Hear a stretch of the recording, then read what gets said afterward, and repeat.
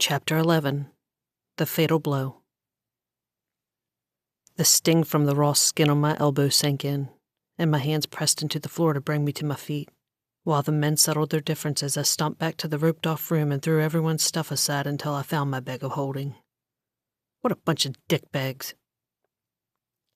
I ducked through the onlookers and made a path to the door until Stella grabbed my wrist and spun me around. "Where are you going?" Like she hadn't seen a thing, she tried to tug me back to the room. Snatching my hand away, I twisted the leather strap around my wrist. "I'm out of here." I blew at the abrasion on my arm. I didn't sign on for this bullshit. I'm done. I didn't make it another step before a massive arm wrapped around my waist from behind and lifted me from the floor. "Get the fuck off me!" From the tribal tattoos and the scent of chocolate, who was dragging me through the crowd wasn't a mystery. "I fucking hate you, Logan." The back of my elbow met his head as the doorman opened the doors, but the pissed-off Lycan didn't falter as he held me in place. "Shut your damn mouth. I don't want to hear a thing from you right now." With one hand, he pulled the back door open and tried to stuff me inside the black SUV until I pushed my way out of his arms and straight into Jacob's chest. Like I might force that mountain of muscle to move an inch, I shoved my palms into him. "Go fuck yourself." From one hard chest to another, when Jacob let me go, Logan put his lips to my ear. "In the car now, or I'll drag you home by your hair." I jerked free and pushed his shoulder when he dropped me. "Why are you even here? You're ruining everything." Shaking his head at me, Logan pointed at his chest. "I don't care about your stupid little party. I'll shut the whole fucking club down." He poked his fingertip into my forehead. "And tell them they can thank you for it."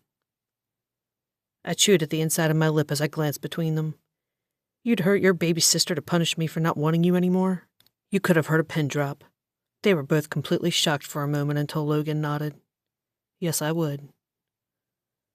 I loved to loathe him. He was my favorite sparring partner, but he pushed me to the edge and I wasn't about to let that slide. "I hate you." Clenching his teeth together, he pushed the door open. "Not for long you won't. Now get in." I dug in my bag for something to fix the cuts on my leg as he turned around to back out of the parking space. "Jake, look at those and make sure she's all right." Falling over himself to help me, Jacob started crawling between the seats until I put my hand up to stop him. "Keep your goddamn paws to yourself. I don't want a thing from you." I shook out the towel I found and took a vial from my metal case. "Which one of you assholes tossed me on the floor like a piece of garbage?" As I dabbed the potion on my wounds, I laughed at myself when I heard Logan sigh. "That was a dumb question. Of course it was you." He shook his head at himself and Jacob bent over the console. "He overreacted, but can you blame him after what we walked in on?" "What you walked in on?" I stabbed at the window button until it came down and threw the towel into the street. "I let some human get me off. Don't act like you don't do the same thing when the need arises." Completely unhinged, Logan was nearly in tears when he slammed his fist into the dashboard. I should go back and kill that motherfucker. I hate a jealous lover, but knowing Logan was angry was thrilling, and I couldn't help but nurture it. "I fuck lots of people, Logan. You can't kill everyone." Gurgling in his throat at me, Jacob threw himself back in the seat and shook his head at the window. "All you had to do was answer the damn phone." I shoved my things back into my bag. "What the hell did you think was going to happen? This place is dead."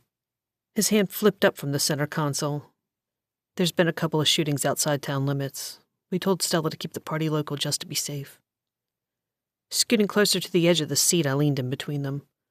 "So you mean to tell me someone's shooting people up and you leave your little sister in a bar to take home some bitch you barely even know?" I shoved myself back into the seat. "That's the dumbest thing I've ever heard of. You two are the worst brothers on the planet."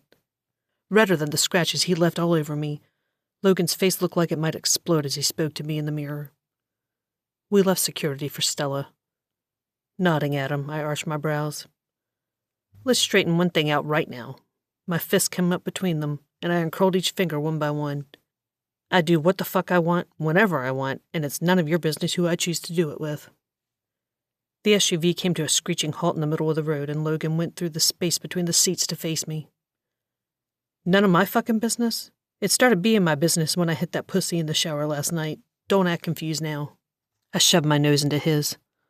"Oh, honey, you were never hitting this correctly. I was just being generous with that show I put on." The side of my mouth smiled back at him. "But the truth is, I won't even remember your name this time next week. That was it. From how he gasped, I realized that was the fatal blow. And he didn't utter another word to me for the entire ride home. Thank you for listening. If you'd like to continue the story, you can find the next chapter right here on the channel.